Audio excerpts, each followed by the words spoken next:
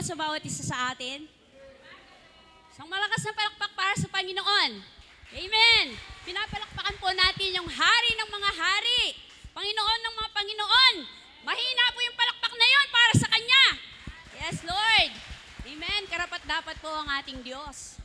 Sabi nga dun sa kanta, yung ginagawa niya, yung ginawa na niya at mga gagawin pa. Hindi natin kayang arukin, no? Higit pa sa ating iniisip, higit pa sa ating inaasahan, pwede niyang gawin sa ating mga buhay. Kaya ano pa, sabi ni Pedro, saan pa kami pupunta, Panginoon? Nasa iyo ang salita ng buhay.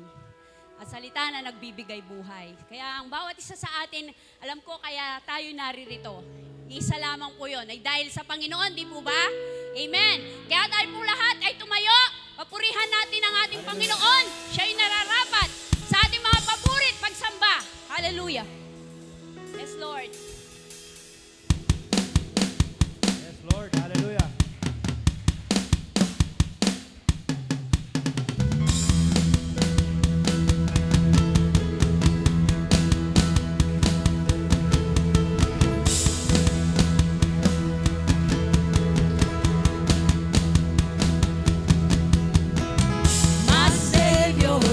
Redeemer, lifted me from the miry clay.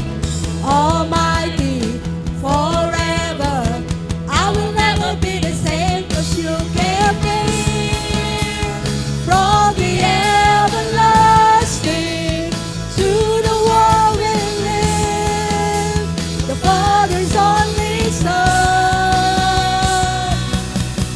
You live, you die, you rose again on high. You open the way for the world to live again. Hallelujah, for all you've done.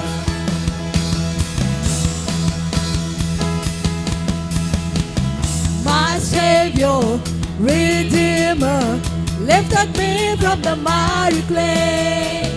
Almighty, forever, I will never be the same, 'cause you kept me from the everlasting to the world we live, the Father's only Son.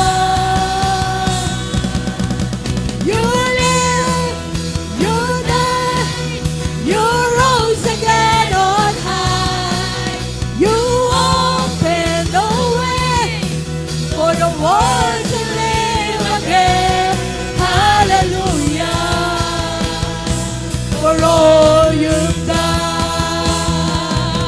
For you live, you die, you rose again on high. You open the way for the world to live again. Hallelujah, for all you've done. Yes, Lord. Hallelujah.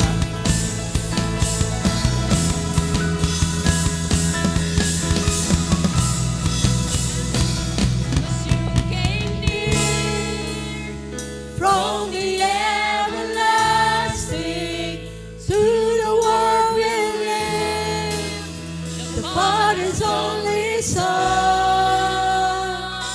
'Cause you came near. From the everlasting to the world we live, the Father's only Son.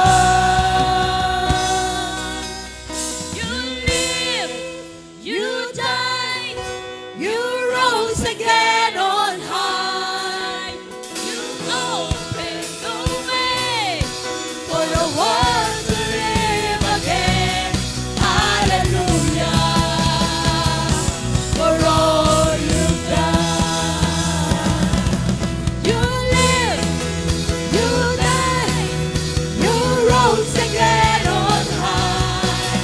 You opened the way for the world to live again. Hallelujah,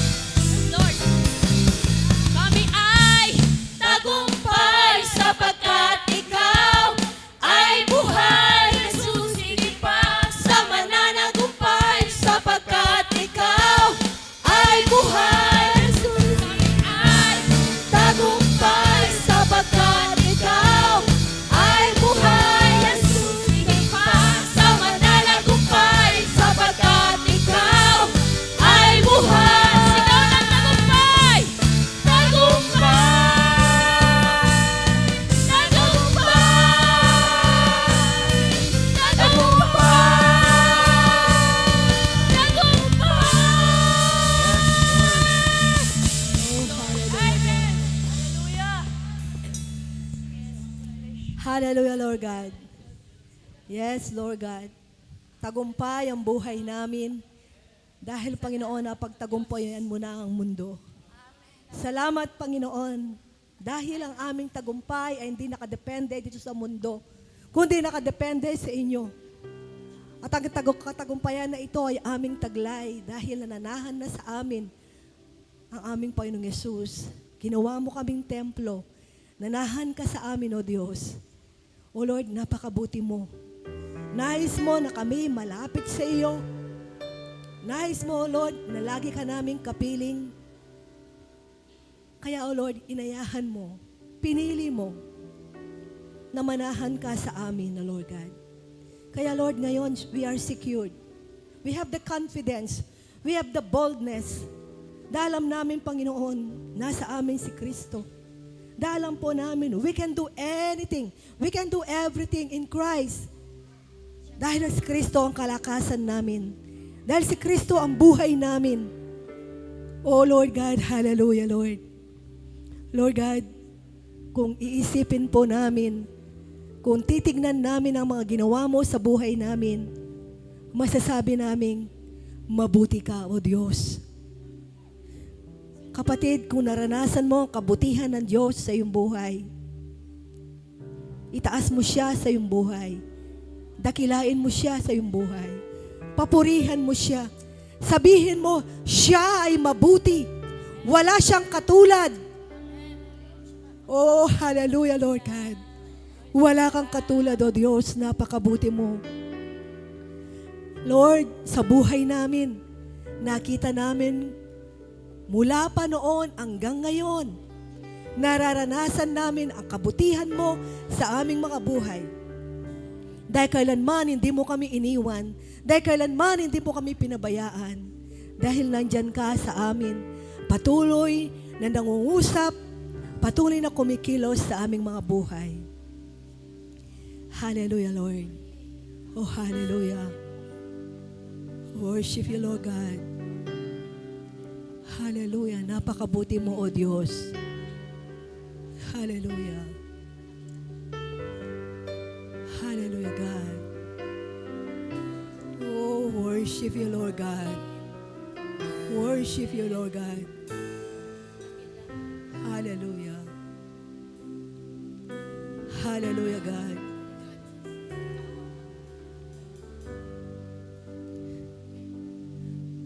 Aming Diyos, kay buti mo,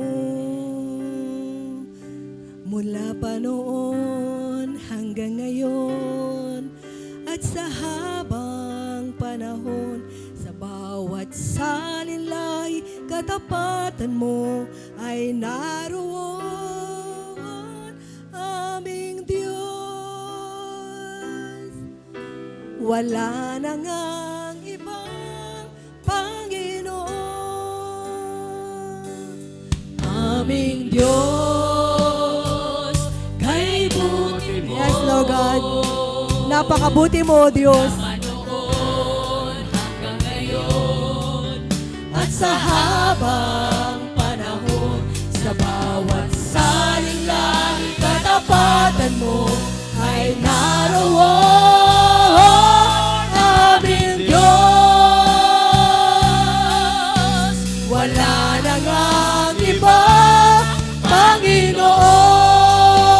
Ang pag-ibig mo, ang pag-ibig mo ay tunay. Yes, Lord. At Wala itong kapantay, O Diyos. kapangyarihan mo'y walang katulad. Pupurihin ka ng lahat ng may buhay.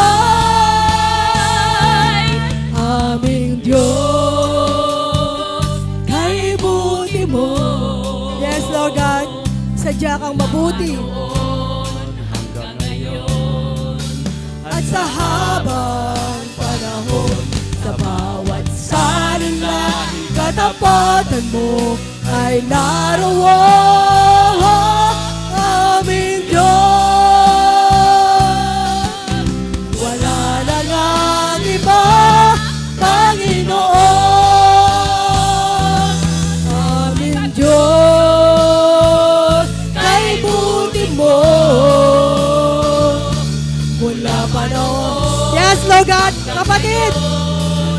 noon hanggang ngayon. Mabuti ang Diyos sa iyo. Hallelujah. Aming Diyos, wala na ngang iba, Panginoon.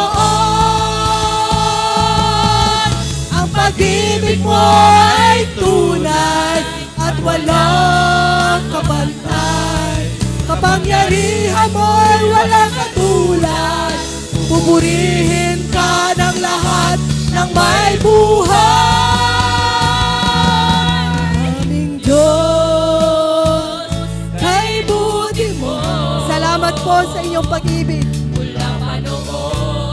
Hallelujah, Lord. At sa habang panahon, Sa bawat salilahi katapatan mo ay naroon. Aming Diyos, wala na ngang iba, Panginoon. Sa bawat salilahi katapatan mo ay naroon. Aming Diyos, wala na ngang iba, Panginoon. Wala nang iba. Wala na ngang iba, Panginoon. Wala na ngang iba, Panginoon.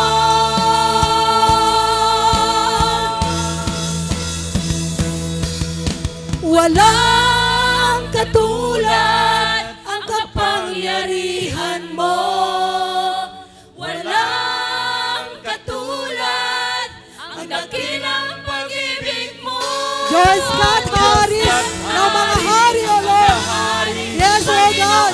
Ng Panginoon, purihin ka, O Diyos, sa habang panahon. Wala kang katulad. Yes, O God.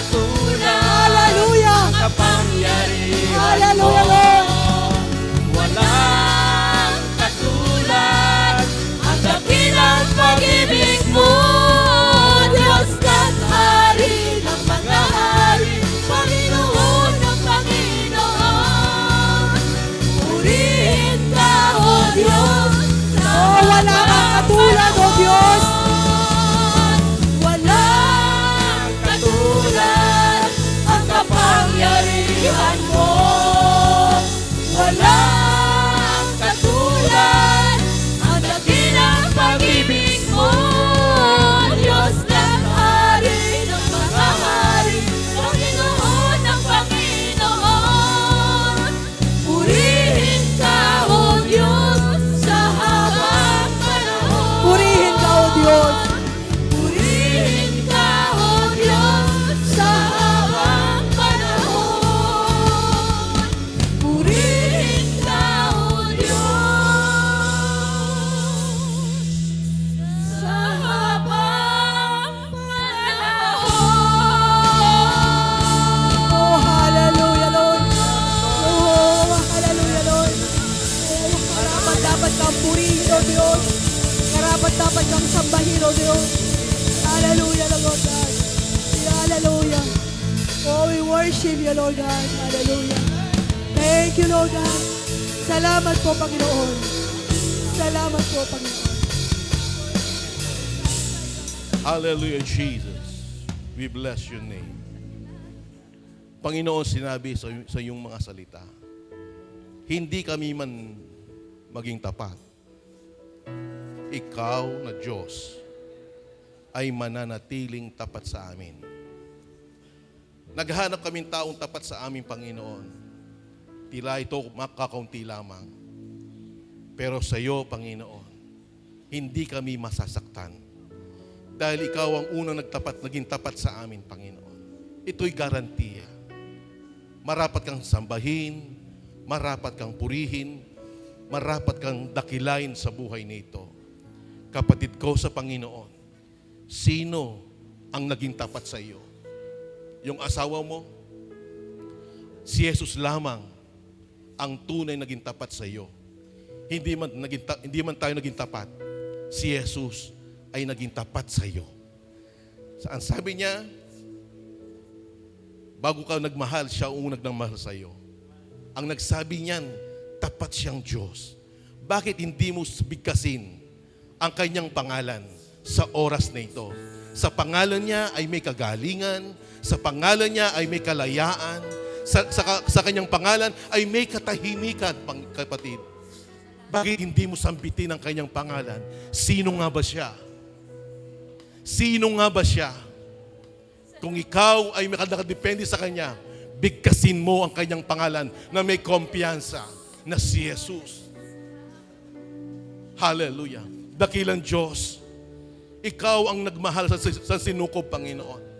Ikaw ang nagbigay buhay, ikaw ang nagbigay ng pag-asa, ikaw ginuing miyebiyeke kami. Dakal pong salamat ginuking kaorasan na iti, liguran mi in labwad, ikami ngan ginu, sumangit na makasalanan kami pa. Kaya king oras sa ini, babalik mi yung pasalamat kaya ka, uli kayong Diyos sa tapat, at Diyos na lulugod kaya kami, kalalawig kaya kami gagawan, o depat mayat o marok. Akakit mo kami ginu, king kaorasan nini, dahil tinggap niya yung kaya kang bugtong na anak, na iya is Jesus. At ngayon ay matulid kami, king harapan nyo, pauli ning gewa ning anak yu. Kaya dakal pong salamat ginu, king lugudyo kaya kami, na alampat na, kaya yung puso mi ginu, maglugdag yung tula. At kami tatakot na igulis sa kaisabyan, king madla, na ikaginu tapat kang Diyos. Kaya king oras sa ini, babalik mi yung papuri at pagdakila king lagyo mo gino. Dakal pong salamat king aba kay ni. Ining kaya kaming dalangin king lagyo ng Yesus sa ginumi. Amen and amen. Walang katulad ang kapangyarihan mo. Walang katulad ang dakilang pag-ibig mo. Diyos ka't hari ng mga hari, Panginoon ng Panginoon. Purihin ka, O Diyos, sa habang panahon. Wala kang katulad, O Diyos. Hallelujah. Katulad Pupurihan ka ang namin, O Diyos. kapangyarihan mo. Walang katulad ang dakilang pag-ibig mo. Diyos ka't hari ng mga hari, Panginoon ng Panginoon. Purihin ka, O Diyos, sa habang panahon. Purihin ka, O Diyos. Purihin ka, O Diyos, sa habang Hallelujah, Lord. panahon. Purihin ka, O Diyos, sa habang panahon.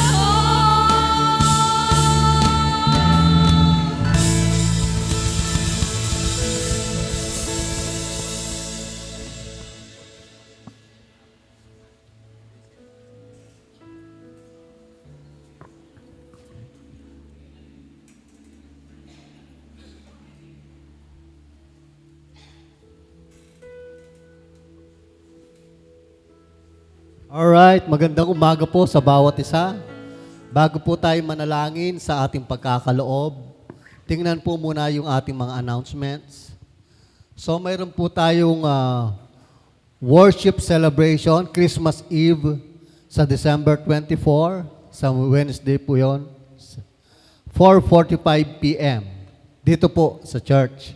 So December 24, 4:45 p.m., kita-kita po tayo dito sa church. At sa December 31 din po ay mayroon din po tayong New Year's Eve service dito po, 4:45 p.m. din po. Magkita-kita po tayo. Bago po makakita ng paputok ang bawat isa, tayo po ay magdiwang muna at pasalamatan ng Diyos sa kanyang ginawa sa buhay natin. So yung mga youth, mayroon din po silang Christmas party, Youth Christmas Party, Praise, Worship, and Games. December 28, dito po sa church, after the service. So, yung mga youth po, wag nang uuwi. Magpo-provide sila ng food para sa inyo at tuloy-tuloy na ang kasiyahan pagkatapos nun. Okay? Wala na? So, may reminder po tayo, yung ating giving of pledges. So, every third Sunday of the month. So, next Sunday ay third Sunday na. So, ibigay na po natin yung ating mga pledges. At kung sino man po ang hindi pa nakapag-fill out ng form, mayroon pa po tayong mga forms na available sa likod. So, makipag-ugnay lamang po kayo sa mga ushers. So, kaya sa mga GE leaders ninyo. Amen. Praise the Lord. So, ano po yung pagkakaiba ng pagbibigay natin noon at ngayon? Personally sa akin, no? At alam ko, ito na rin ang totoo sa inyo. Noon na hindi pa tayo na-empower ng biyaya at pag-ibig ng Diyos, we are giving out of obligation. Obligasyon kong magbigay kasi kasama ako sa church.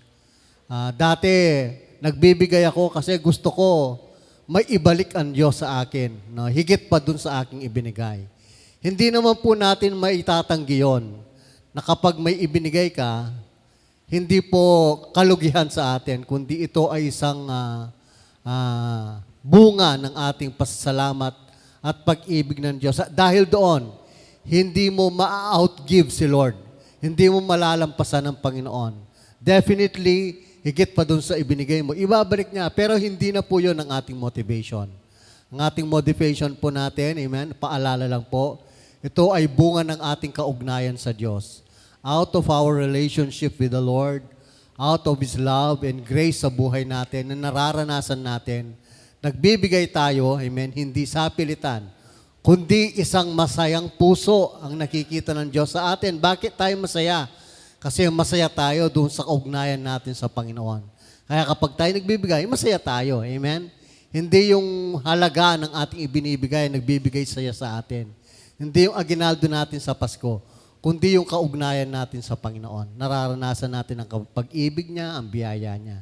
Kaya kapag tayo lumapit dito, masaya tayo, amen? Dahil tayo nakakabahagi sa gawain ng ating Panginoon. Tayo po'y manalangin. Salamat o Diyos sa inyong kabutihan. Salamat po sa inyong pag-ibig. Salamat o Diyos sa inyong pong ginawa na sa buhay ng bawat isa sa amin. Salamat din po, Panginoon, sa aming mga hanap buhay, sa aming mga negosyo, Panginoon. Salamat o Diyos sa pag-angat, pag-unlad, Panginoon, sa tagumpay ni Kristo nararanasan po namin sa aming mga buhay.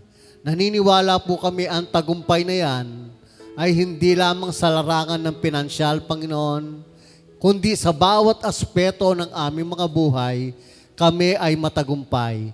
Dahil si Kristo ang gumawa ng aming tagumpay. Kaya ang lahat ng ito, O Diyos, na inaani po namin tagumpay sa buhay, ay bunga lamang ng aming pananampalataya sa inyo, bunga ng pag-ibig ninyo sa amin, at bunga ng pagkilos po ninyo sa buhay po namin. Kaya, O Diyos, kami magkakaloob, magbibigay, masaya po kami, Panginoon, dahil nararanasan po namin ang iyong biyaya sa buhay namin. Salamat, O Diyos, sa ganitong mga pagkakataon na kami nakakapagkaloob, nakakabahagi, Panginoon, sa inyong gawain sa pamamagitan ng larangan ng pagbibigay. Salamat, O Diyos, sa inyong pag-ibig. Salamat, O Diyos, sa inyong Santong Espiritu sa aming kalagitnaan. Sa inyo po ang papuri, pasasalamat at pagsamba. Ito po ang aming dalangin sa pangalan po ng aming Panginoong Yesus. Amen. Amen.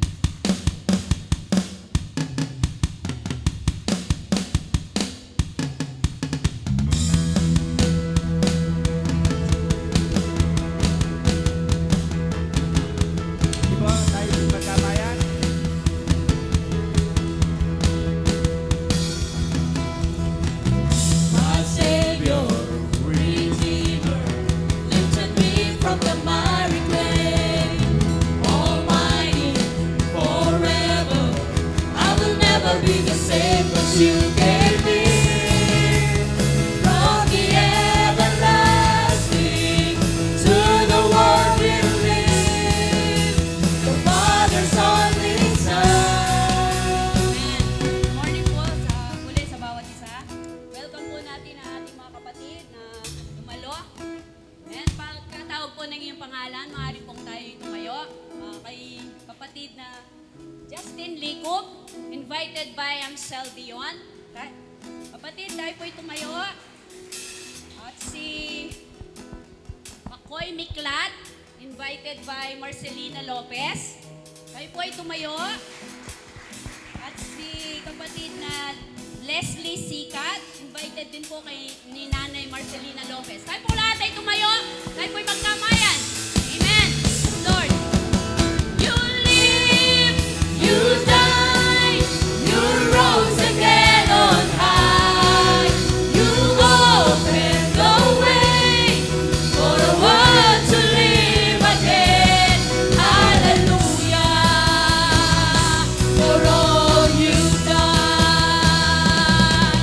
You live, you died, you rose again on high. You opened the way for the world to live again. Hallelujah, for all you've done. For you live, you died, you rose again on high. You opened the way for the world to live again. Hallelujah, for all you've done. Hallelujah, for all you've done. Hallelujah, for all you've done.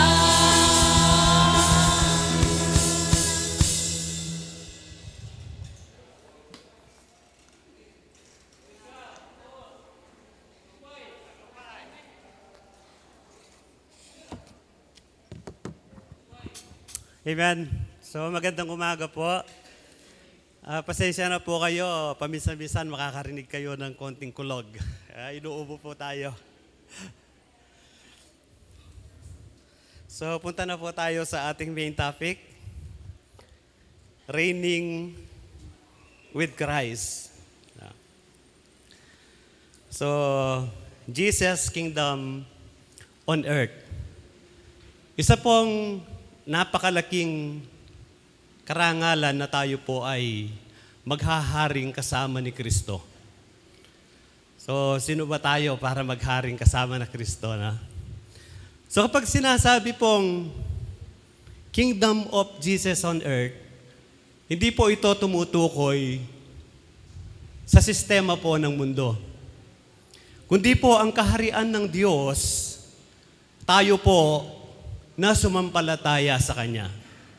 Nakabuuan po ang kingdom ni Jesus Christ dito sa mundo, ito po ay ang iglesia. Kasi po, siguro po makakarinig kayo ng mga, misang complain ng mga tao, bakit hinahayaan ng Diyos na mangyari ang mga kalamidad? Bakit pinapayagan ng Diyos? Kung ang Diyos ay mabuti, kung ang Diyos ay mabait, bakit nangyayari ang mga bagay na ito? Kumbaga po parang pinagbibintangan pa ang Diyos.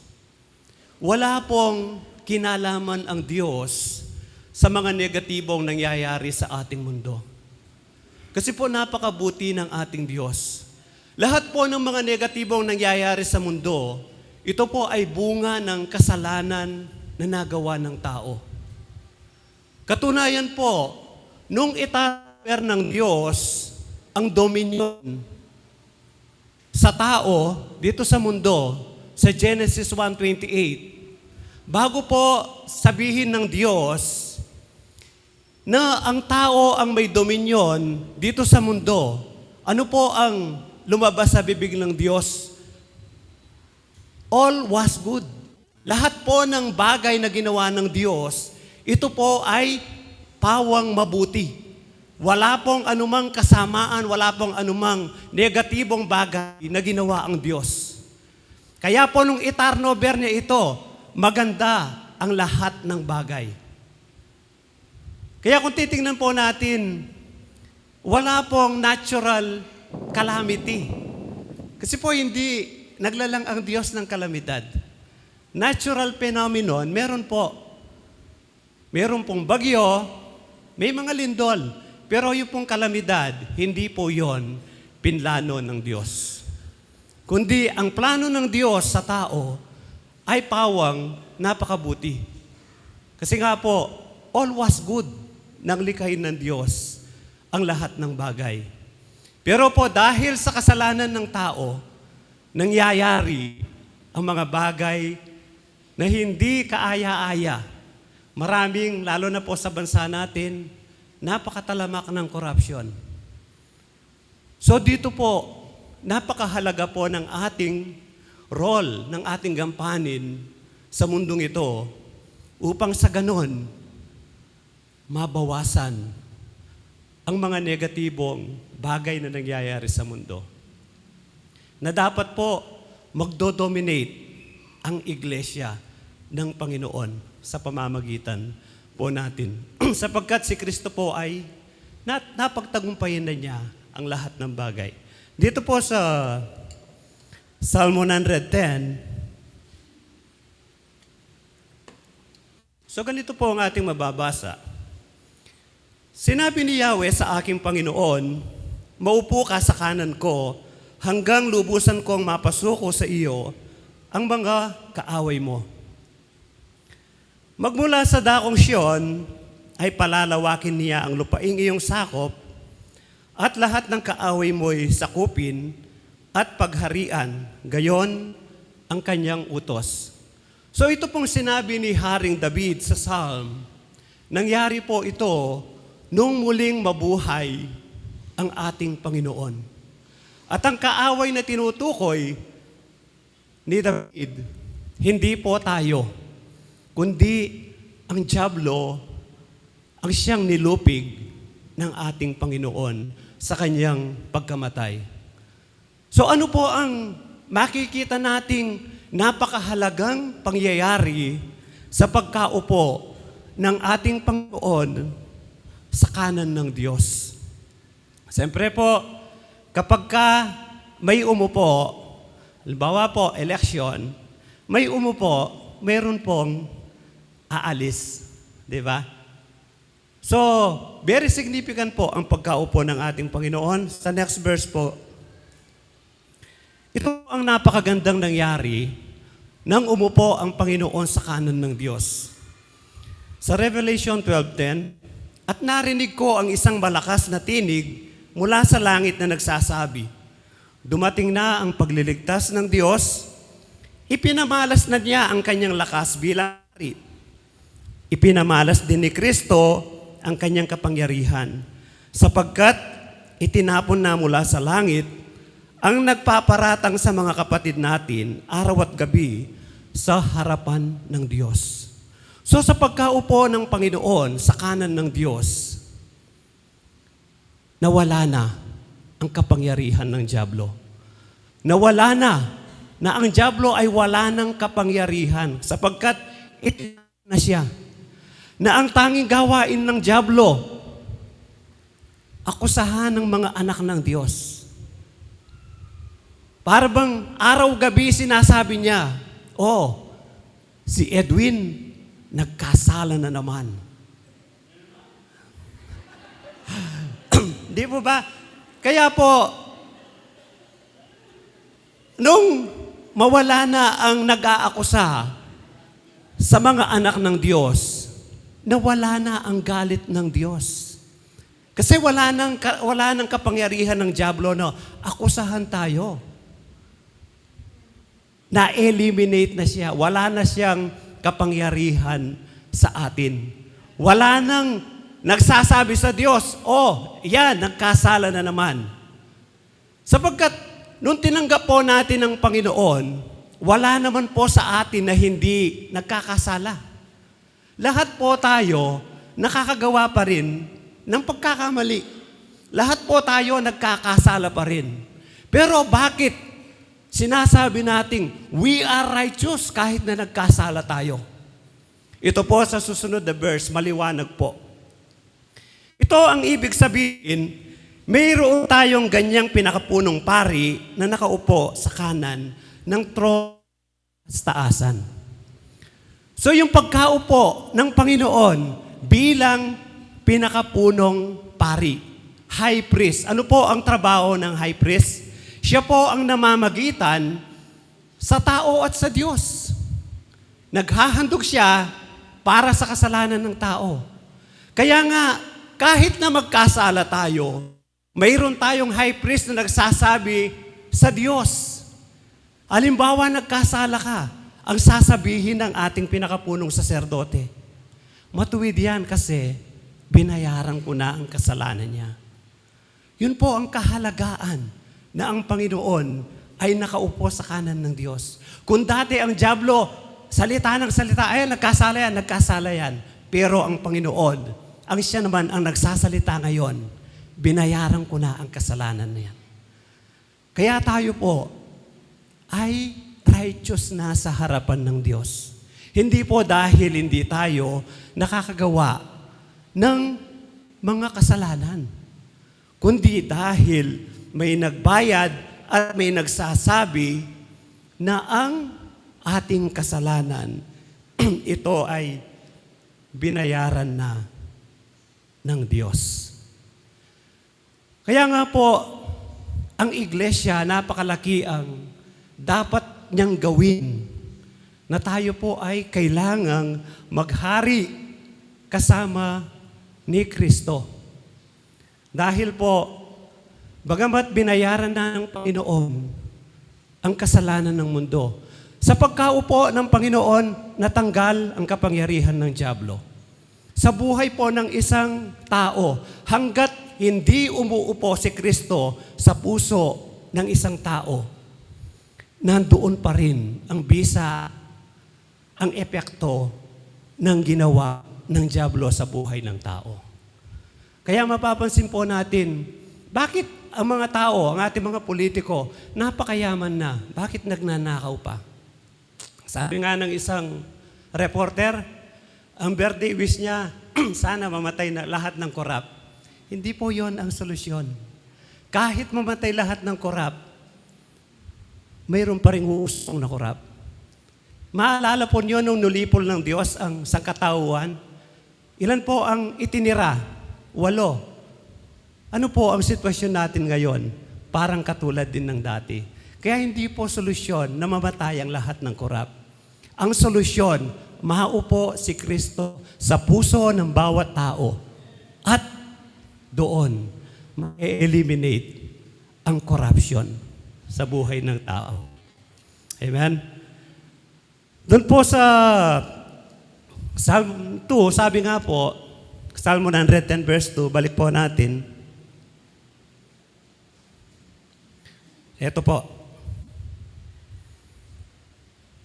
Magmula sa dakong Siyon ay palalawakin niya ang lupaing iyong sakop at lahat ng kaaway mo'y sakupin at pagharian, gayon ang kanyang utos. So palalawakin daw po ang kanyang nasasakupan. So nung pong ang Panginoon nag-ministry, hindi po siya lumabas ng Israel. Nakapokus po siya sa Jerusalem. Pero ang sabi po dito ni Haring David, palalawakin niya ang kanyang nasasakupan. Dito po papasok ang ating bahagi. Kasi po ang Panginoon, focus lang siya doon sa Israel. Pero po, paano po lalawak ang kaharian ng Diyos? Kailangan po ang iglesia. Kailan po nagsimulang magkaroon ng katuparan ang verse 2 ng Psalm 110? During the day of Pentecost. Nung araw po ng Pentecostes. Di ba po sabi ng Acts 1:8, bababa ang banal na Espiritu at bibigyan kayo ng kapangyarihan at kayo ay aking magiging saksi sa Jerusalem, sa Judea, sa Samaria at sa buong mundo. So during the Pentecost, yun po, nagsimula na lumawak ang paghahari ng Diyos. Basahin po natin sa Acts chapter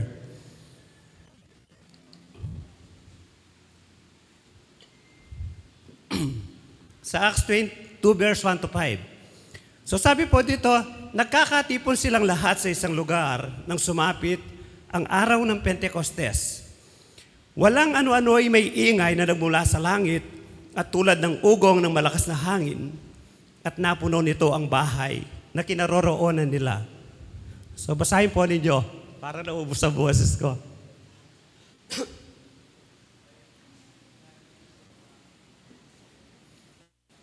Amen. So dito po sa verse 5, i-shortcut ko na po. May mga deboto ang Hudyo noon sa Jerusalem na nagmula sa bawat bansa sa buong mundo. So mapapansin po natin, ano ba ang Pentecostes? Bakit ang mga Hudyong nasa ibang bansa, sila ay bumabalik sa Jerusalem upang i-celebrate ang araw ng Pentecostes? So tingnan po natin ano ba ang ibig sabihin ng Pentecostes. So ibig po sabihin ng Pentecost, 50th day. So kung yung pong Jubilee is 50 year, yung Pentecost is 50th day. Pang-50 araw. Originally, sineselebrate po ang Pentecost, ito po ay Festival of Harvest. Nung nandun po sila sa bansang Ehipto, during the 50th day of harvest, sila po ay nagkakatipon, naghahandog sa Diyos bilang pasalamat sa napakasaganang ani. Yun po ang ibig sabihin ng Pentecost. Pero po, nung sila ay lumabas ng Egypt, siyempre po, hindi na sila nagtatanim. During the Pentecost, 50th day, na pagkalabas po nila, 50th day of Passover. So yung 50th days na lumabas po sila ng Egypt, yun po ang panahon, yun po ang araw na ibinigay ng Diyos ang kautusan sa mga Israelita sa pamamagitan ni Moses. So I believe hindi po ito nagkataon lang. Talaga pong mayroong plano ang Diyos. So yung original feast, Festival of Harvest, and then nung lumabas sila, ibinigay ng Diyos ang kautusan. At tandaan po natin, ang kautusan ay binigay ng Diyos, hindi po para maligtas ang tao. Binigay ang kautusan bilang guide, gabay sa tao para sa matuwid na pamumuhay, para hindi po sila mahiwalay sa Diyos. Ang kaligtasan ay sa pamamagitan ng pananampalataya. Kaya even in the Old Testament, hindi po ang batas ang magliligtas sa tao, kundi ang pananampalataya. Kaya po, in New Testament, ang sinasabi po sa batas, ito ay school master. Hindi po ito magliligtas sa tao. Kasi po, wala namang taong makakasunod ng 100% sa batas. So bilang guide lamang po ang batas.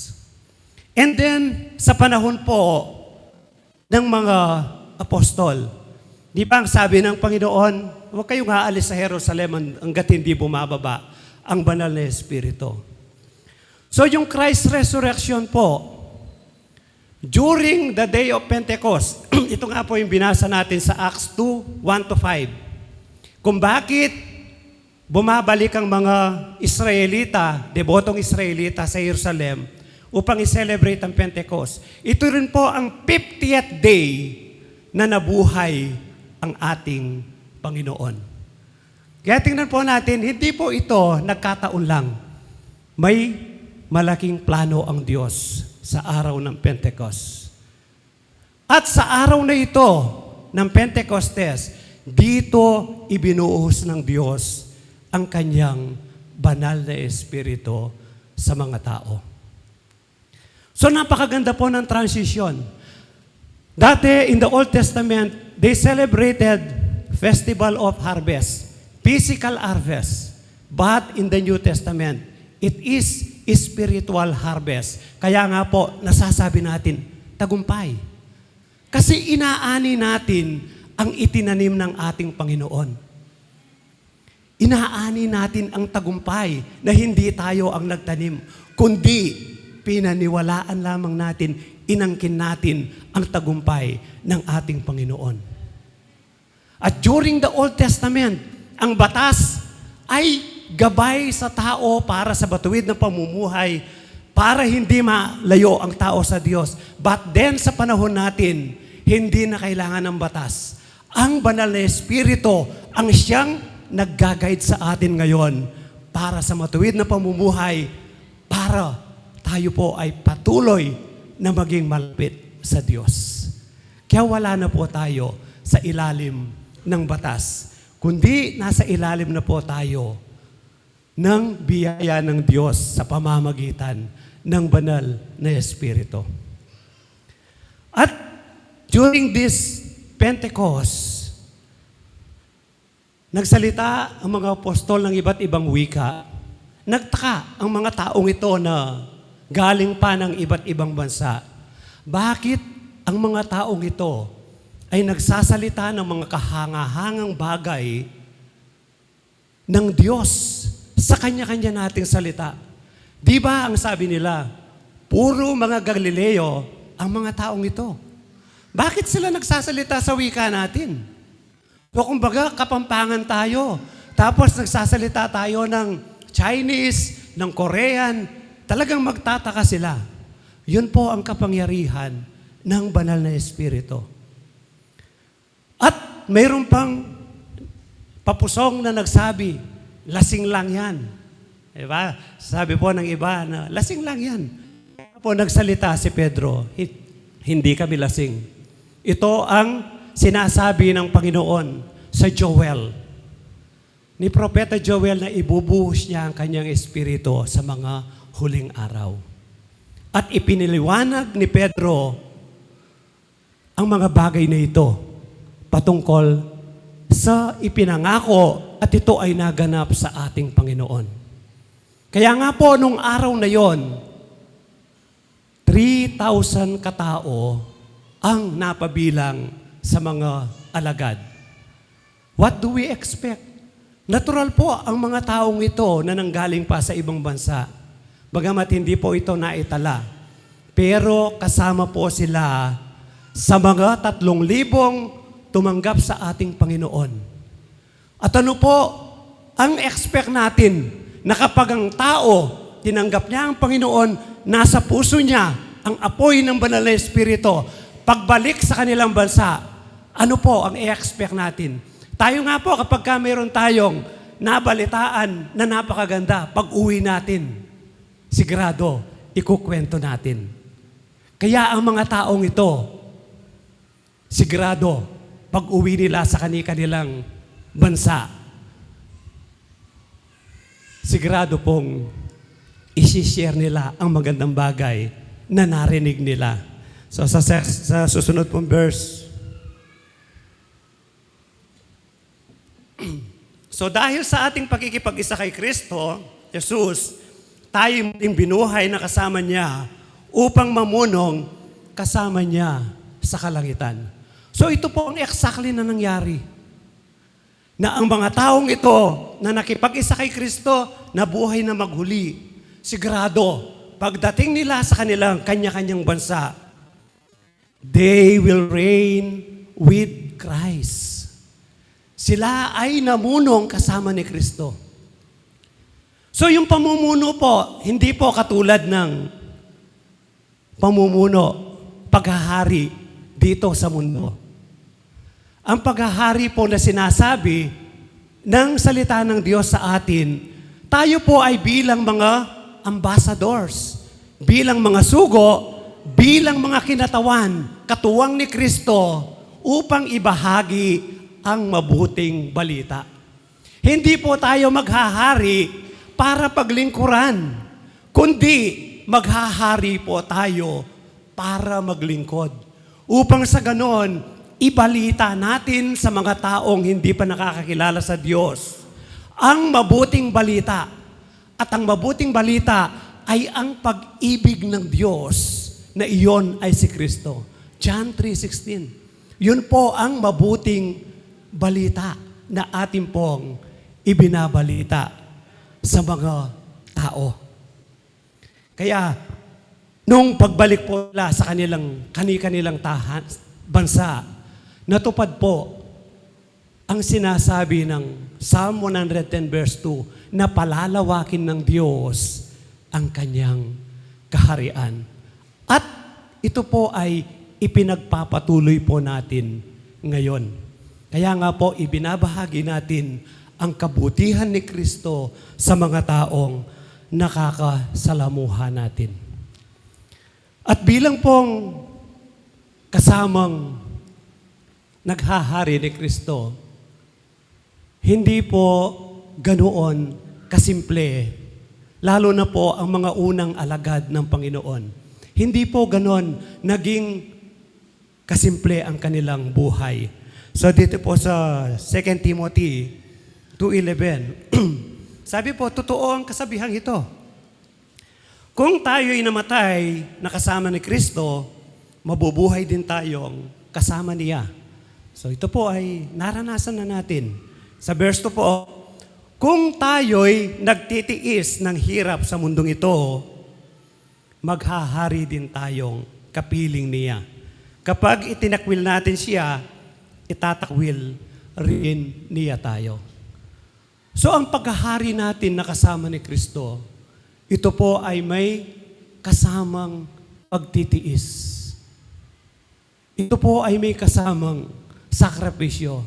Kaya nga po nasabi ko, ang paghaharing kasama ni Kristo, hindi po tayo ang pinaglilingkuran, kundi tayo po ang naglilingkod sa mga tao. At alam po natin na ang puso ng tao, very corrupted. Ang puso ng tao, napakasama. Hindi po dali ang magbahagi ng salita ng Diyos sa mga taong hindi kumikilala sa Diyos. Pero po, dahil naranasan natin ang pag-ibig ng Diyos, hindi po nagiging mahirap iyon sa atin. Sapagkat ibinabahagi lamang po natin yung naranasan natin kay Kristo. Kaya po, kung minsan meron kang babahagi na ng salita ng Diyos, parang wala silang interes. Nauubos na yung nalalaman mo, ayaw pa nilang maniwala, ayaw pa nilang makinig. So may kasama pong pagtitiis yun.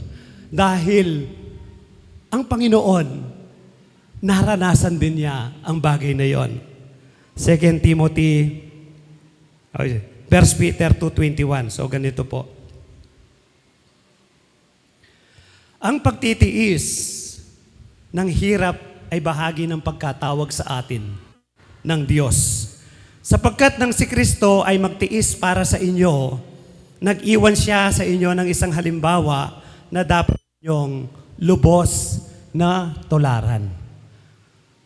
So yun po. Kaya po yung paglilingkod sa Diyos, yung paghaharing kasama ng Diyos, expect na po natin, ito po ang halimbawa na iniwan sa atin ni Kristo. Hindi po tayo magtitiis na pahihirapan natin ang ating sarili. Magtitiis ako. Hindi ako iinom ng milk tea. Hindi po ganoon ang pagtitiis. Nagtitiis po tayo sa ngalan ng pag-ibig. Dahil mahal tayo ng Diyos, gusto nating iparanas sa mga tao ang pag-ibig ng Diyos. Kaya tayo ay nagtitiis. Pinagtitiisan natin ang mga tao upang sa ganon maranasan nila kung ano ang ating naranasan.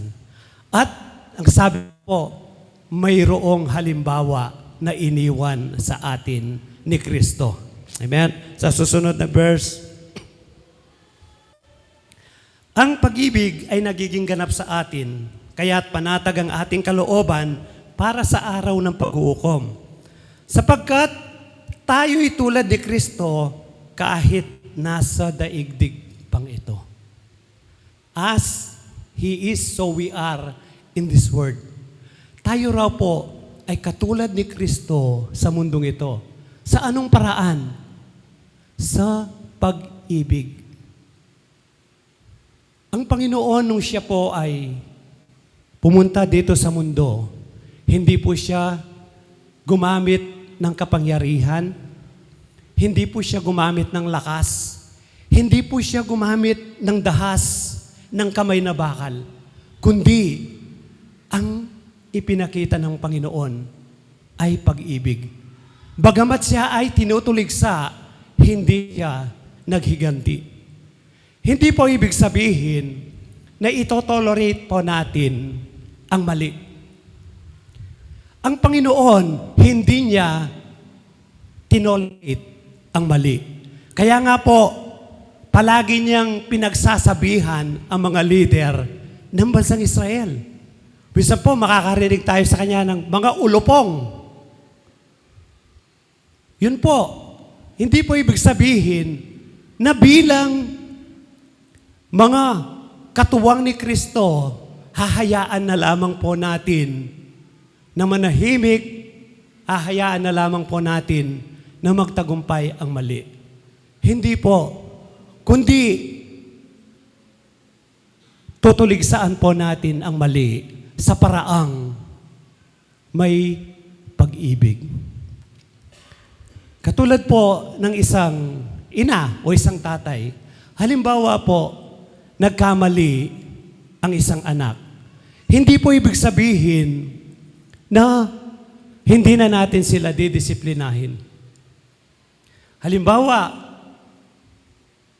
napakaraming hugasin. Sabi ko nga nung una, ang nag-preach ako, mahaba ang pasensya ng mga bata, di ba? Na kahit katambak ang hugasin, pinagpapasensyahan nila. Kaya yung nanay ang naghuhugas, di ba? Kaya po, kung halimbawa ang isang anak, ngayon, tambak na ang mga hugasin at wala na siyang gagamitin para kumain, hindi po yung sabihin na ito-tolerate natin ang kanilang mali. Kailangan po natin silang disiplinahin. Sabi nga ng isang kasama ko, puro lalaki silang magkakapatid. Kapag ka daw po, tambak na yung pinagkainan, walang nag-uus ng plato, kukuha raw po ang tatay nila ng dahon ng saging.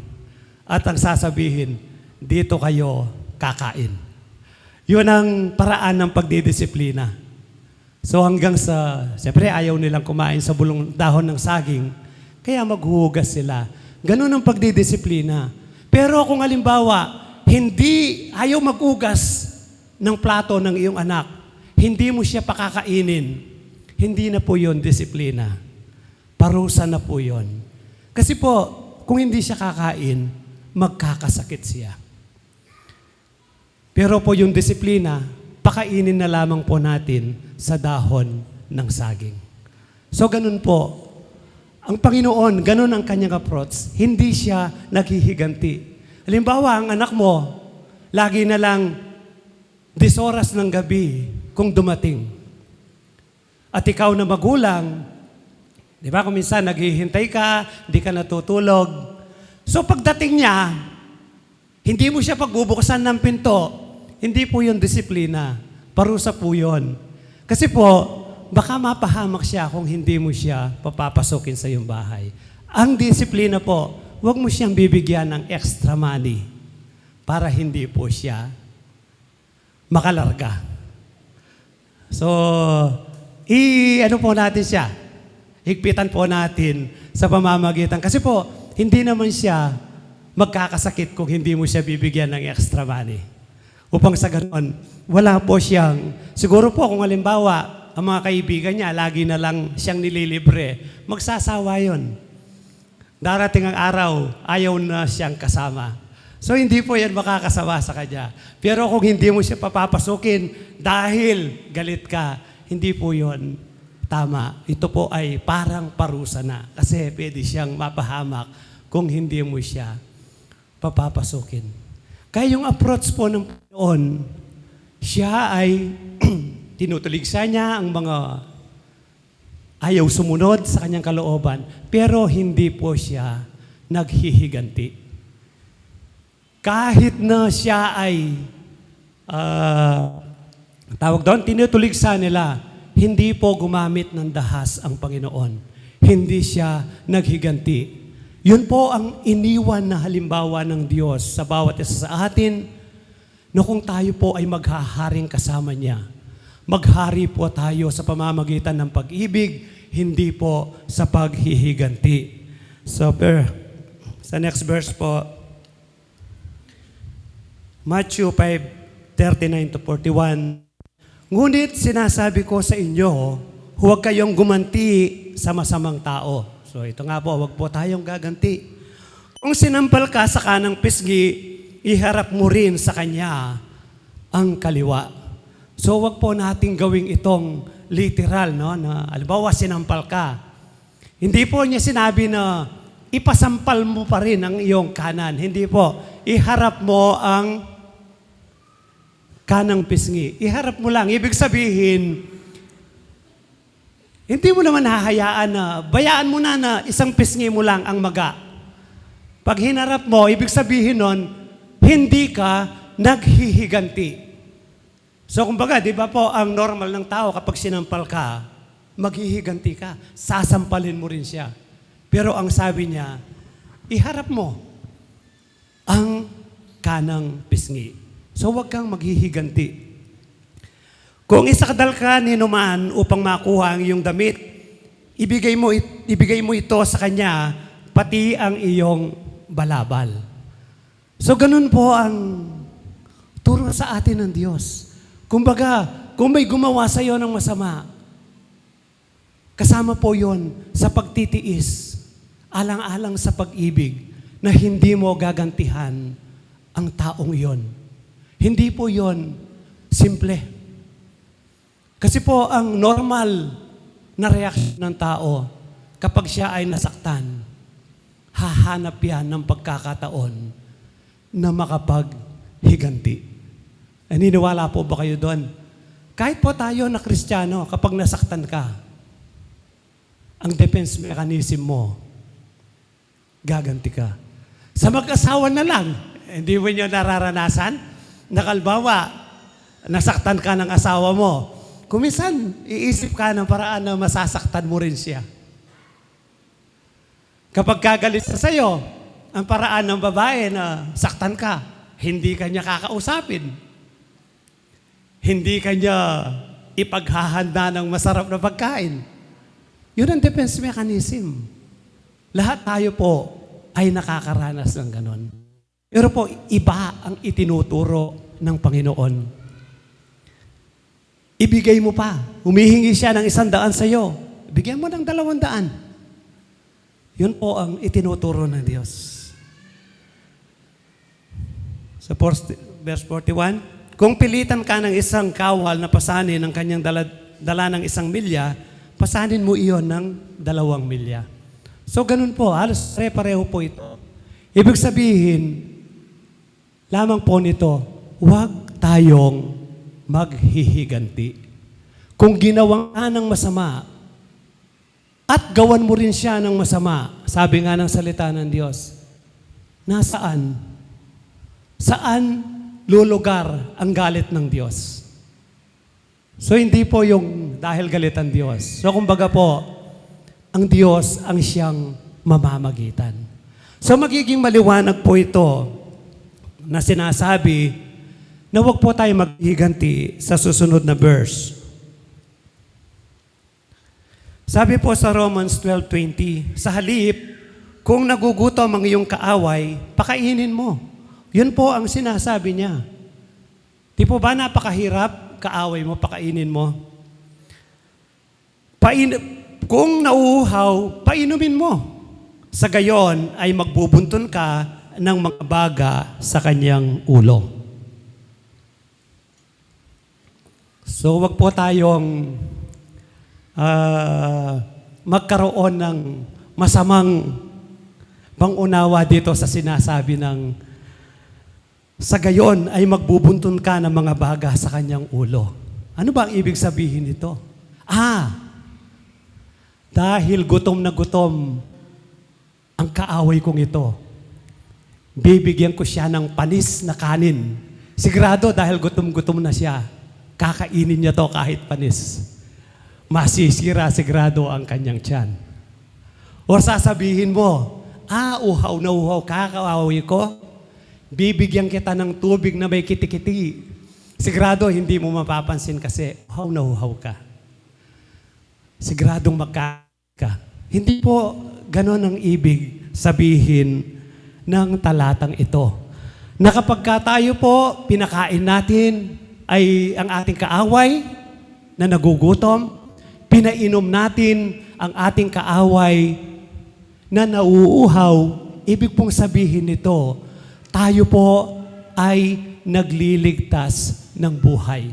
Hindi po ito negatibo, kundi po ang ibig sabihin nito, iniligtas mo ang buhay ng taong yon. So sa ancient Israel, nung unang panahon po sa bansang Israel, ganito po ang ibig sabihin ng magbubuntun ka ng mga baga sa kanyang ulo.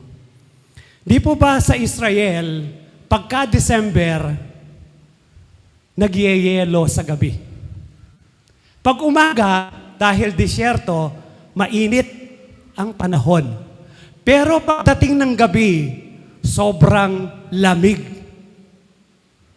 ng panahon na kung minsan nagyeyelo sa bansang Israel. Kaya po, napakahalaga sa isang tahanan na hindi nila nawawalan ng baga. Kasi po, kapag sila ay nawalan ng baga, pwede nilang ikamatay pagdating ng gabi dahil sa sobrang lamig. So kung ang isang ina ng tahanan, napabayaan niya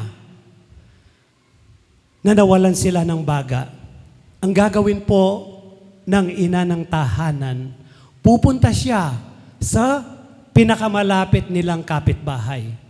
Nung panahong yon, hindi naman po dikit-dikit ang kanilang bahay. Kundi, minsan ang kapitbahay mo, napakalayo ng bahay. So ganito po ang gagawin ng ina ng tahanan. Siya po ay kukuha ng banga, lalagyan niya ng buhangin at abo sa ilalim. And then, pupunta siya sa kanyang pinakamalapit na kapitbahay.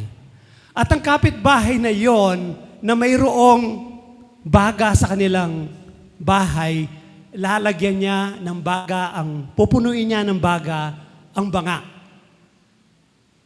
At pagkatapos, yung naghihingi, magpupulupot siya ng makapal na tela. Yung mga anak ng mga magsasaka, alam nila to. Di ba kapag naghahatid ng pagkain ng nanay natin, meron siyang nakapatong na nakapulupot na makapal na tela. Tapos, yung kanin, ilalagay niya dito. Meron siyang dalang tubig sa kaliwa, may dalang kape sa kanan. Lumalakad dyan, hindi hinahawakan ang kanin sa kanyang ulo. So, ganun po ang ginagawa ng mga nanay natin na asawa ng magsasaka. So, ganun po ang ginagawa ng isang taong hiningan mo ng baga. Ilalagay niya ang baga sa iyong ulo upang sa ganon, hindi mo na siya hahawakan kasi po mainit yon. At lalakad na siya papunta sa kanilang bahay, mayroon na silang baga.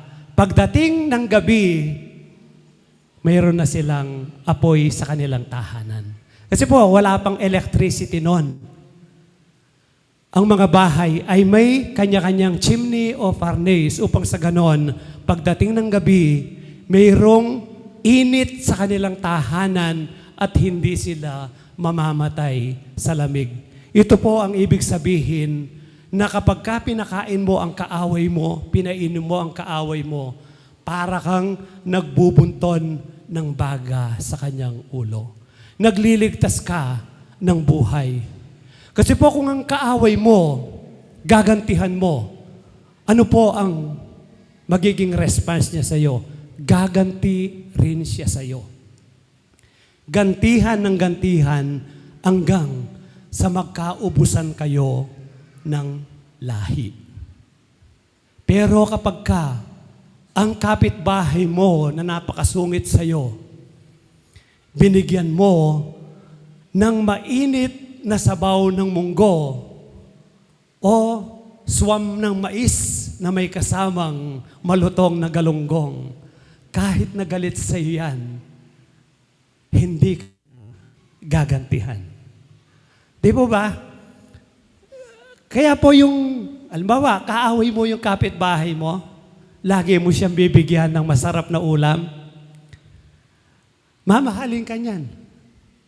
Talagang masama na lang siya kung binibigyan mo na siya, nagagalit pa sa'yo. Pero yung normal na reaksyon po natin, kapag ang kaaway natin, kuminsan po tayo, di ba?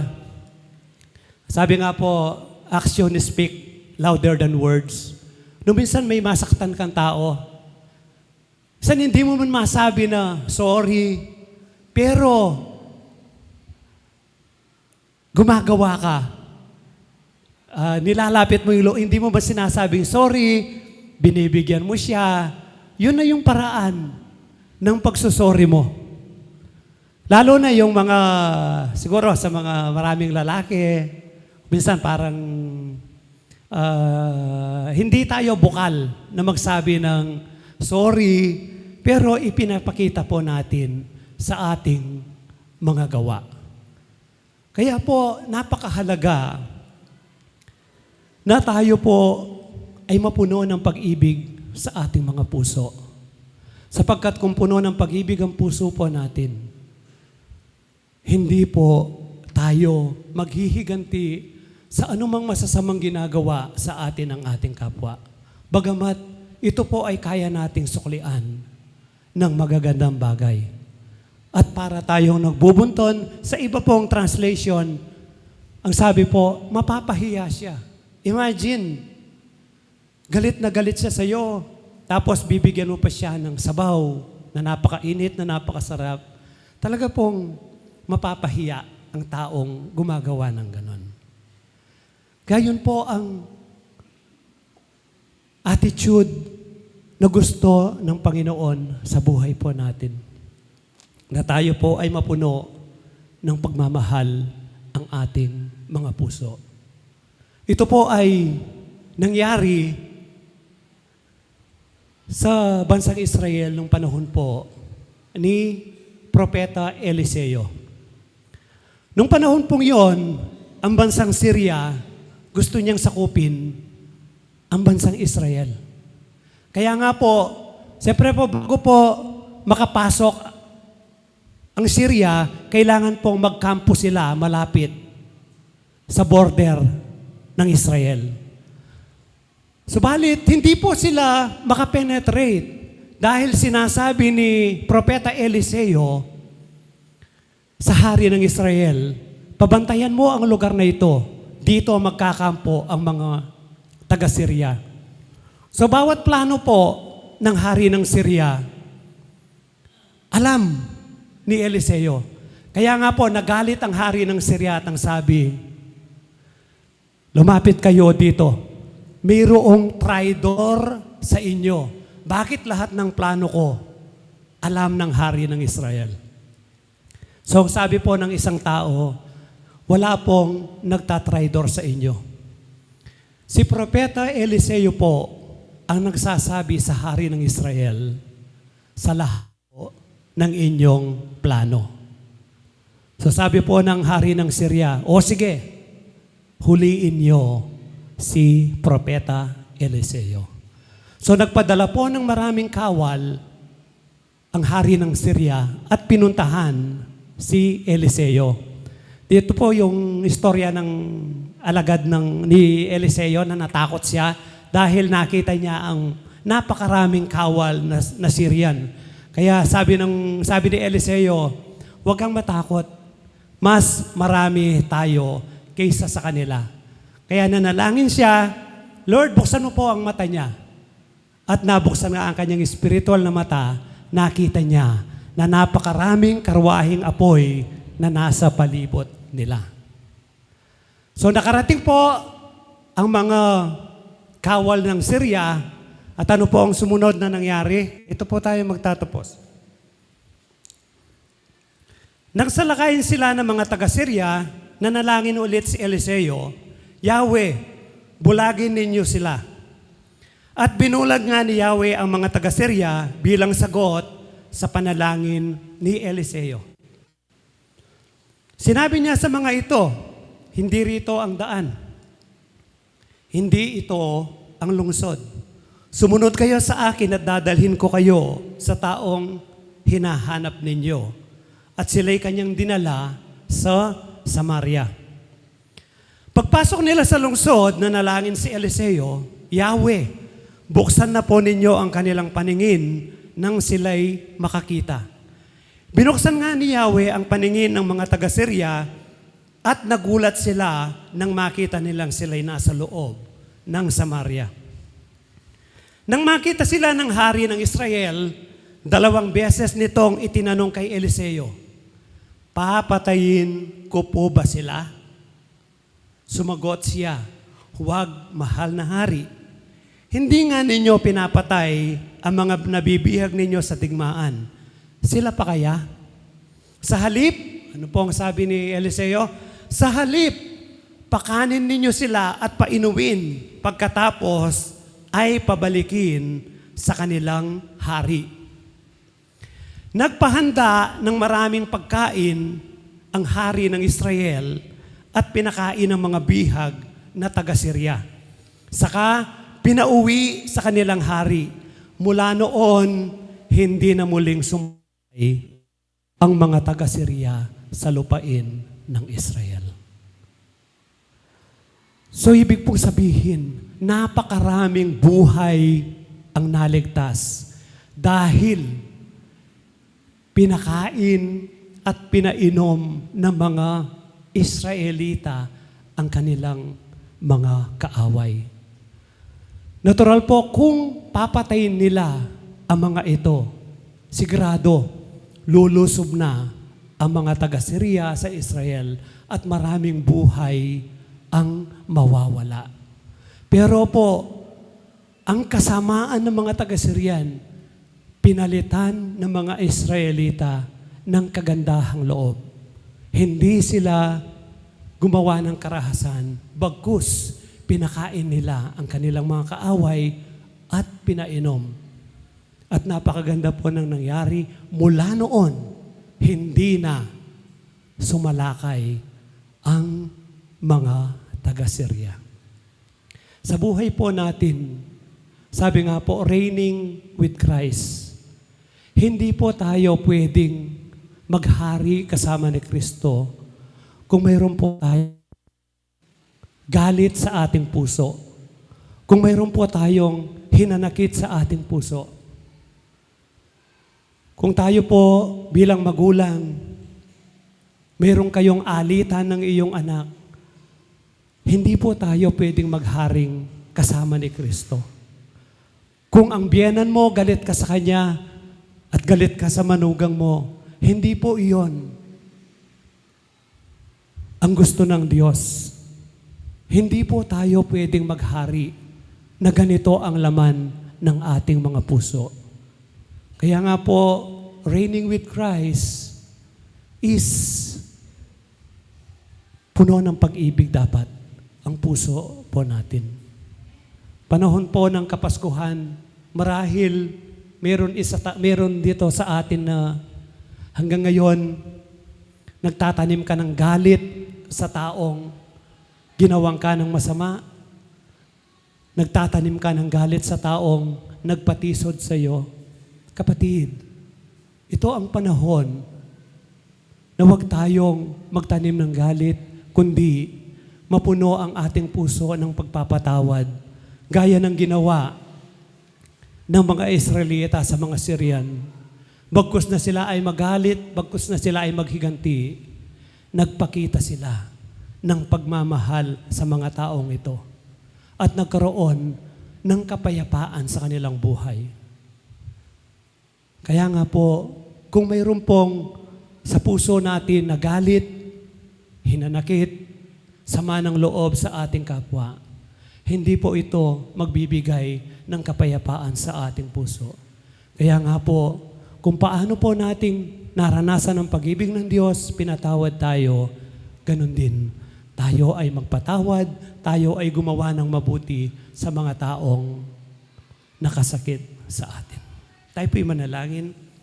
Dakilang Diyos, maraming salamat po sa mga halimbawa na iniwan mo sa amin, Panginoon, na sa mundong ito, hindi po madali dahil corrupted ang takbo ng isip at puso ng tao. Subalit, O Lord, kami ay nagpapasalamat. Binigyan mo kami ng halimbawa na dapat naming tularan, na mahalin po namin ang aming kaaway, gawan po naming mabuti ang mga gumagawa ng masama sa amin. At alam po namin, O Diyos, na nangako, Ikaw na naging halimbawa namin kung bakit kami nagbago dahil sa pag-ibig mo. Alam po namin, O Diyos, ang mga ito ay magbabago dahil sa pag-ibig na mararanasan nila sa pamamagitan po namin, Panginoon. Dahil kami po, O Diyos, bilang katuwang mo, bilang mga sugo mo, ipaparanas po namin sa mga taong nasa paligid po namin kung gaano kakabuti. Magiging asin at ilaw kami ng sanlibutan ito, magiging halimbawa kami ng tunay na pag-ibig sa aming kapwa. At alam po namin, ito ay magbubunga ng pagkakilala sa iyo at ng kapayapaan ng buong mundo. Maraming salamat po. Itong aming dalangin sa pangalan ni Jesus. Amen. Praise God. Okay? Nasabi mo ka, backup na dyan?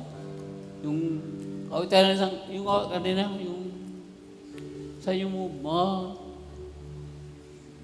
yung last yung worship. Chorus.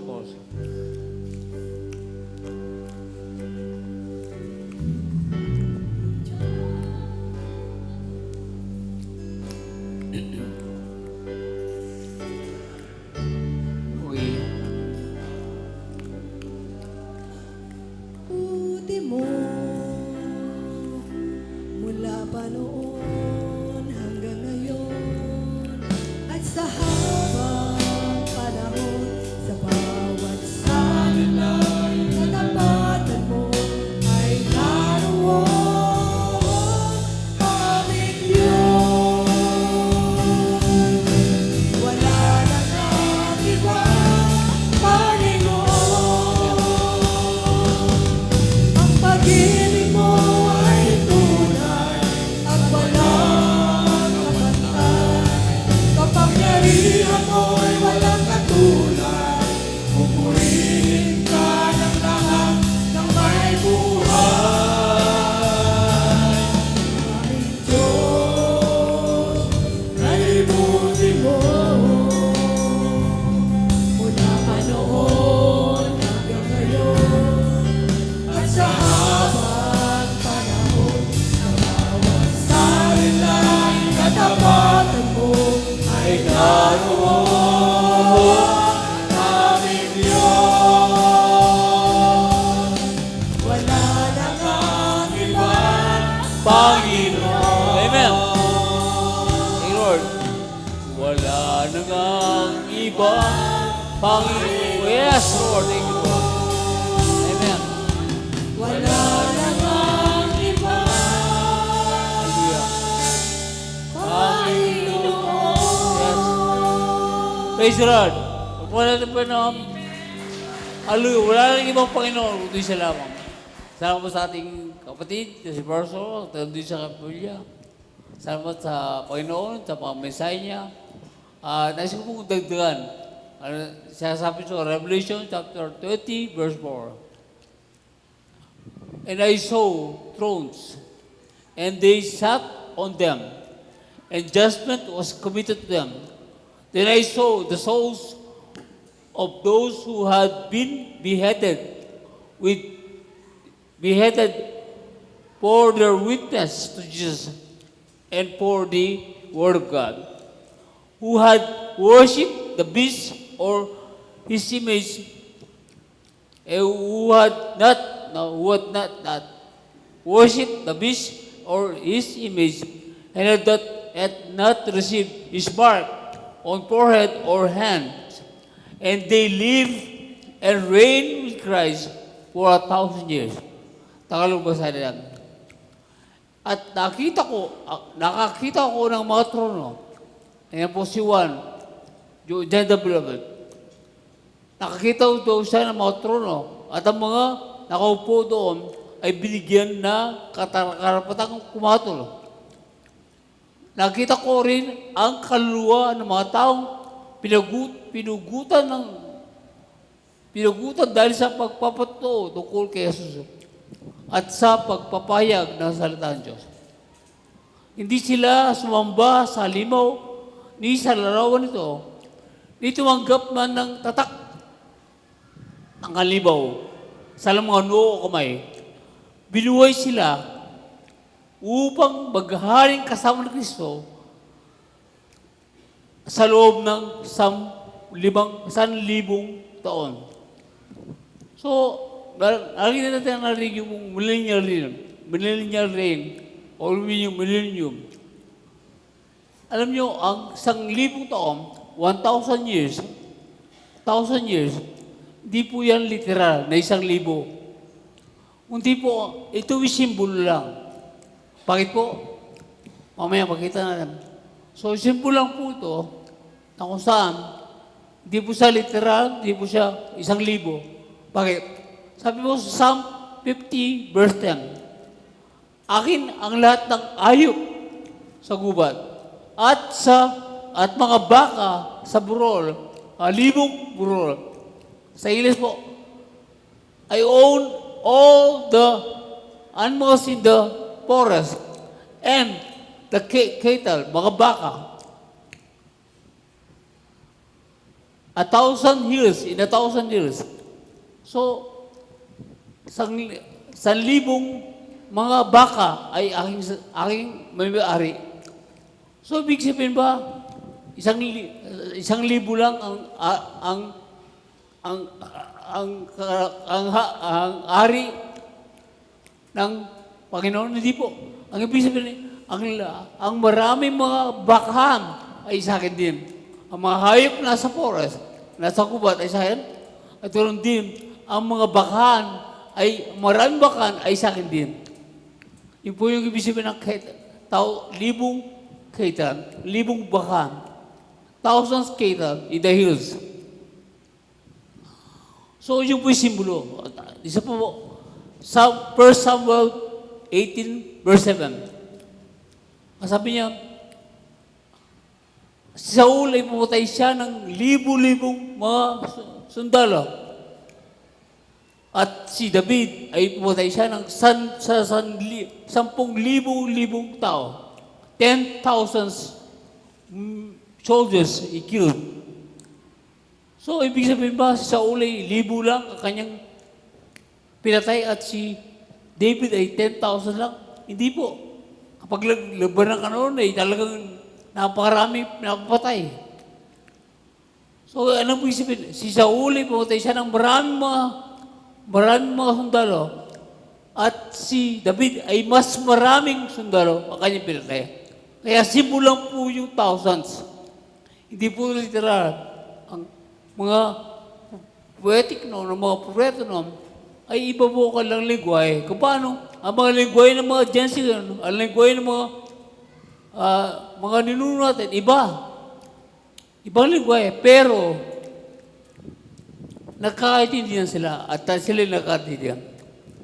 Kaya po kung binasa ang Bible, hindi natin pwedeng i-apply sa ating sariling mga pangunawa kung di lang makita natin kung ano ang pangunawa nila.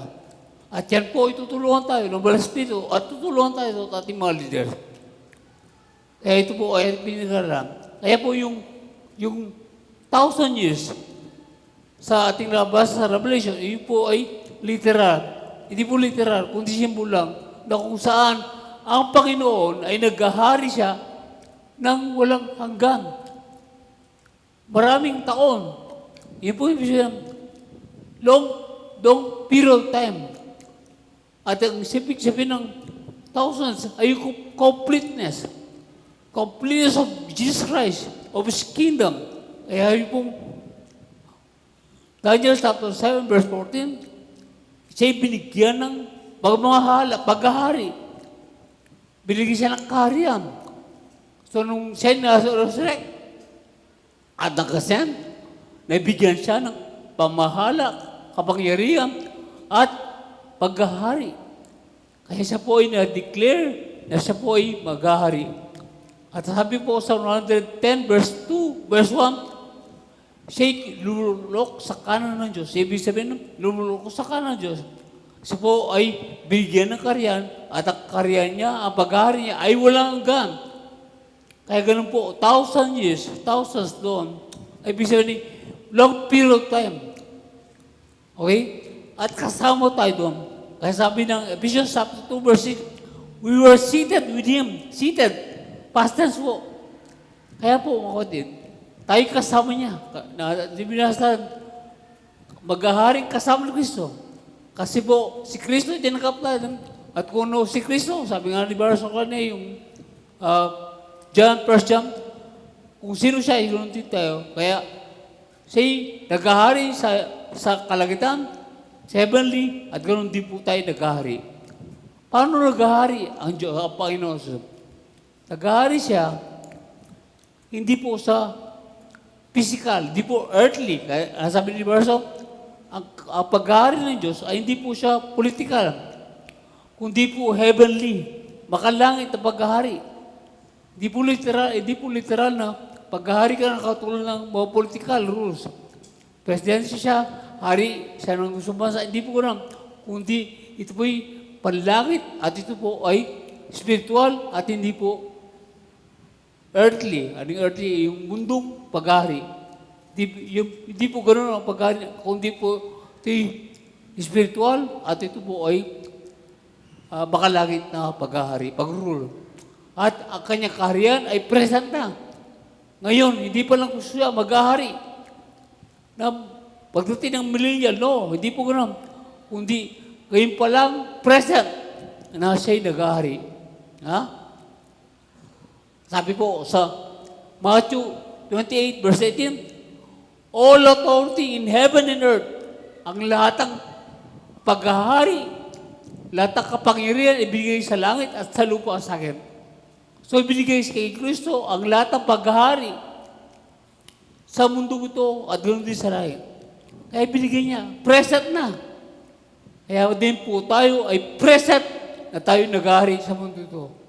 We are presently now reigning with Christ, not in the future. Di po future. Di pa lang po, pagdating ng rapture, pagdating ng, hindi po ganoon ang paghahari. Kundi ngayon pa lang, present ang paghahari natin, dahil present din ang paghahari ng Panginoon. Amen? Nandiyo po kayo? Oo. Yan. Importante po ito. So, paano tayo mag-reign? Nakasama siya. Sabi nga po, ang paghahari niya ay hindi po ito makamundo, hindi po earthly, hindi political, kundi spiritual. So, paano tayo mag-hari? Tayo ngayon po ay naghahari. Kasama niya, kung saan tayo po ay mayroong authority sa gospel. We have the authority now in the gospel. Na dati po ay tayo po ay walang imi, dati wala tayong kapangyarihan. Pero ngayon, because Christ, He was ascended, naghahari siya kasama natin, we have the authority. Kapag pinis natin, sinabi natin sa tayo, we have authority because we are reigning. Walang karapatan ng Diablo dahil ang Diablo ay tinalo na si Kristo. He was already defeated. Wala nang karapatan ng Diablo sa iyo. Sa iyong pangangaral, sa iyong pag-share, the power of the devil has no power in you. You have the authority, you have the power to share the word of God, the good news, the gospel of God. Kaya kapatid, hindi ka talunin, hindi ka defeated, hindi ka loser, kundi ka victorious. Tagumpay! Yan. Kaya aginin natin yan. We are reigning with Jesus. We must accept that we are now reigning. Kaya, you must have the confidence. Meron tayong tiwala, confidence, meron tayong kumpiyansa, meron tayong security na tayo may kapangyarihan. Pangalawa, paano tayo maghari? Maghari tayo sa kasalanan. Power over sin. Huwag natin isipin na mas nagdodominate ang diablo. Mas makasalanan ang mundo. Hindi po. Ang Diyos na, ang Panginoon na, ang naghahari sa mundo. Talo na si devil. Yan po ang karamihan na itatak sa mga Kristiyano. Mas nananalig ang diablo. Hindi po. Yan po ay kasalukuyan lang niya. Wala na. Inalo na si Kristo. Ang kanyang pag-rule ay spiritual, hindi po yung mundo. Ang diablo ay kanyang paghari yung mundo. Pero ang authority sa heaven at sa langit, ay sa langit at sa lupa, ay binigay ni Kristo. Kaya wala na sa diablo. Na binigay ng tao sa diablo, naghari siya. Pero ngayon, dumating na ang Diyos na nagkaroon tao at siya na ngayon ang naghahari sa mundo. Amen? Kaya that's why you are reigning over sin. Amen? Ikaw ay naghahari na ikaw ay hallelujah, namamayari sa kasalanan. Hindi ang kasalanan ang namamayari siya. Ikaw ang may control sa kasalanan. You are victorious. Amen? Hallelujah. At alam nyo, you are victorious every life. Lahat ng mga kasalungan ni Diablo na naisip natin negative. Lord, ako'y naghahari na, Holy Spirit, kasama kita. Na-overcome na ang kasalungan to. Ang mga isip mo mga problema, mga wars, sakit sa buhay mo, yan po ay bubigat sa buhay ng tao. Pero Lord, I am now reigning with you. I am reigning over this life in my life. I am victorious. I am well. I am rich. I am powerful. I am full of hope. Marami akong pagkasa, mayroong solusyon. Ang problema ko, may kasagutan ang ating problema. Mayroong kagalingan ang aking karamdam. Because I am victorious. I am reigning with Christ. Amen. Hallelujah. Hallelujah. Thank you, Lord. At tuloy nga po, we are reigning every sufferings. We are reigning. Ano mga sufferings natin? Ano mga nating kabigatan sa buhay? Ano mga pasakripisyo na sa buhay? Kaya sabihin natin sa ating sarili, pasalamat tayo sa Panginoon. Lord, ako'y mag-overcome. Dahil ikaw nag-overcome sa lahat ng ito. You overcome everything in my life. Kaya Panginoon, paniniwalaan kita. Nagtagumpay na ako dahil ikaw na nagtagumpay. Hindi ako magtatagumpay. Kundi ikaw na yung nagtagumpay. At ikaw, ano po tagumpay mo? At tagumpay ko din. Ano ba tagumpay ni Jesus? Ay tagumpay ko lang. Yan po ako. Ito na ako, Panginoon. Ako'y namamayani. Na maghahari kasama nyo sa mundo, sa kalagitan, sa heavenly. Because we wrestle against plans of that. Hindi tayo nakipagkaaway sa tao, kundi sa Espiritu na naglilang sa ating mga buhay.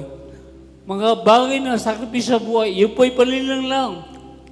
Kapatid, ikaw ay matagumpay na dahil kasama ka ni Kristo naghari.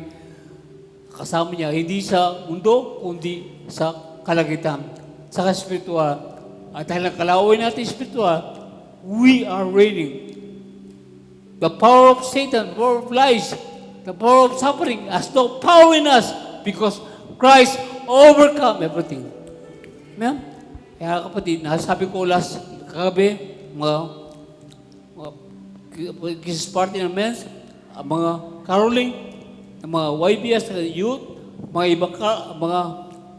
ibang mga Christmas party, na-share ko din po. Meron ko isang bagay na share ko kagabi. Alam niyo, sabi ko, kapag ako'y nasa taas, katulad ng Bella Montana, katulad ng Bagyo, kapag ako nasa taas, sarap lang, merong mga kahirapan, merong pong kaguluhan, merong masamang nakita mo sa mundo kapag ikaw nasa lalim. Nakita mo lahat. Ang problema, ang kasamaan, ang kahirapan. Makita mo. Pero kapag ikaw ay tumaas, puro maganda makita mo. nung kasabog, bilang punta ka, purang paganda. Ang nakikita mo, dahil ang bundok, ang mga bagay ng kahirapan, problema, mga masama, nakita mo, mga bako-bakong daan, hindi mo nakikita. Pero nandyan siya. Nandyan. Kaya kapatid, kapag when you look unto Jesus, you are new, look unto Jesus, hindi makita ang problema, hindi makita ang kahirapan, puro kasiyahan, puro pagkasa, puro pag-ibig, puro kapapayaan. Kaya kapatid, look unto Jesus, the author and finisher of our faith in our life. Wala kang makita masama, kundi puro maganda, because you are reigning with Christ in your life. Nag-reign ka, di mo nakita ang masama. Ay, masama ng mundo, ay masama ng nangyari sa mundo, nangyari sa... Kapatid, lahat yan ay kasalungan lang sa buhay mo. Yung nangyari yan sa mga tao na naniniwala dyan, pero sa buhay mo, hindi gano'n ang nangyari sa'yo. Kundi puro maganda. Ang Panginoon ay nagkahari kasama mo siya sa buhay nito. Lastly, una niya, sabi ng awit, because He lives, I can face tomorrow. Dahil siya'y buhay, maharap ko bukas. Wala nang takot. Wala akong takot. Kasi He holds the future. Ibigay ko at niyang halaga. Because He lives. Sabi mo na, awit. Amen? Dahil siya'y buhay, wala nang takot. At siya may hawak ng bukas. Kapatid, hindi lang po literal na bukas makikita mo, kundi sa araw-araw ng buhay, dahil siya buhay, dahil naghahari siya, hindi lang siya buhay, kundi naghahari siya. Kaya po, makita natin, sa buhay natin, araw-araw, mayroong magandang bukas, mayroong magandang buhay, araw-araw natin buhay. Wala tayong nakikita ng dilima. In Christ is light. And when there's light, there's no darkness. Kapag mayroong liwanag, walang kadiliman. Kapag walang liwanag, puro kadiliman. Pero, kapag may liwanag, walang kadiliman. Kaya po, maharap natin ang bukas, dahil alam natin, siya ay buhay at siya ay nagari at siya ang siyang may hawak ng bukas ng ating buhay. Kaya, purihin po Panginoon, tagumpay. We are reigning with Christ. Tayo nag-ahari kasama ni Kristo. Hallelujah. Let's all stand. Salamat po, Panginoon, sa umaga ito. Salamat sa inyong salita. Salamat po, Panginoon, sa iyong mga salita. Salamat sa iyong ginamit. Pagdulong sa pamilya, Panginoon. Salamat po, Panginoon, sa iyong biyaya. Salamat po, Panginoon, kung sino kami ngayon, kung ano kami ngayon, kami, Panginoon, ay pinagpala. Kami ngayon po ay naghahari sa kasalanan, sa kasalungan, sa mga suffering sa buhay nito. We are reigning, Lord. Nandiyan dyan. Pero kapag ikaw ay aming patuloy na kilalanin sa mga buhay, yan po ay lalapas sa ating mga buhay dahil tagumpay ka na sa lahat ito. Kaya Panginoon, maniwala lang kami, magtiwala kami sa iyo, patuloy kami ang ginin sa aming mga buhay dahil kami ay mga makatagumpay at naghahari na sa buhay nito. Sa pangalan ng mga Anak at Espiritu Santo, when we all say, Amen, Amen. God bless you po. God bless you.